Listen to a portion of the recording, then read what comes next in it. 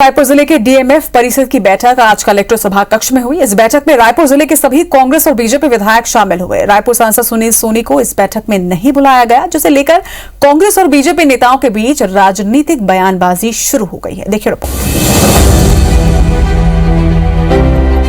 जिला खनिज विकास निधि की कमेटी को लेकर केंद्र सरकार की गाइडलाइन जारी होने के बाद रायपुर डीएमएफ कमेटी की पहली बैठक सोमवार को हुई, लेकिन गाइडलाइन से अलग पुराने नियमों के मुताबिक प्रभारी मंत्री रविंद्र चौबे की अध्यक्षता में ही रायपुर डीएमएफ कमेटी की बैठक संपन्न हुई। इस बैठक में रायपुर सांसद सुनील सोनी को आमंत्रित नहीं किया गया, जिस पर सांसद सुनील सोनी ने आपत्ति जताते हुए राज्य सरकार पर आरोप लगाया कि केंद्र सरकार के आदेश का पालन राज्य सरकार नहीं कर रही। रायपुर सांसद सुनील सोनी को बैठक में नहीं बुलाए जाने पर मंत्री रविंद्र चौबे का कहना है कि सांसद की आपत्ति को लेकर अधिकारियों से चर्चा किया जाएगा।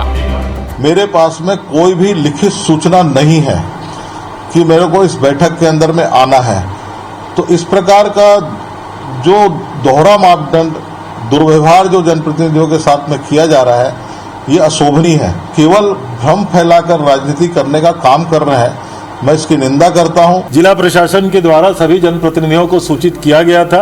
अब माननीय सांसद जी आज की तारीख में उनको सूचित क्यों नहीं किया गया था, मैं इसको दिखवा लूंगा। इस बैठक में जहां विकास कार्यों को स्वीकृति दी गई, तो वहीं कोरोना की तीसरी लहर के मद्देनजर ऑक्सीजन प्लांट में कर्मचारी बढ़ाने और कुछ स्थानों पर नए ऑक्सीजन प्लांट को स्वीकृति भी दी गई। कोरोना से अनाथ हुए बच्चों के एडमिशन और फीस को लेकर समीक्षा की गई। खाद बीज की आपूर्ति, गोठान और वर्मी कंपोस्ट को लेकर चर्चा हुई। केनाल रोड को पुनर्जीवित करने पर मंथन किया गया। बीजेपी विधायक बृजमोहन अग्रवाल ने अधिकारियों पर बैठक का एजेंडा नहीं भेजने का आरोप भी लगाया। थर्ड वेव के लिए जो जरूरत होगी, चाहे इंफ्रास्ट्रक्चर के लिए हो, चाहे ह्यूमन रिसोर्स के लिए हो, चाहे मैन पावर के लिए हो, या और किसी अन्य मद के लिए हो, उसकी भी सहमति और स्वीकृति आज के कार्य योजना में शामिल किया गया। अधिकारी जो एजेंडा भेजते हैं, उस एजेंडे में डिटेल्स नहीं भेजते हैं, तो वो डिटेल्स भी अधिकारी भेजें।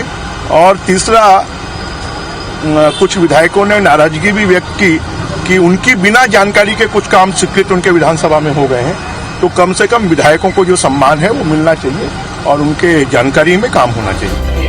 रायपुर में हुई बैठक के बाद ये स्पष्ट हो गया कि डीएमएफ कमेटी के निर्धारण और राशि के आवंटन पर बने नए नियम को लेकर राज्य और केंद्र सरकार आमने सामने है। आने वाले दिनों में इस पर सियासत भी गर्मा सकती है। सौरभ सिंह परिहार के साथ राजेश मिश्रा, IBC 24 रायपुर।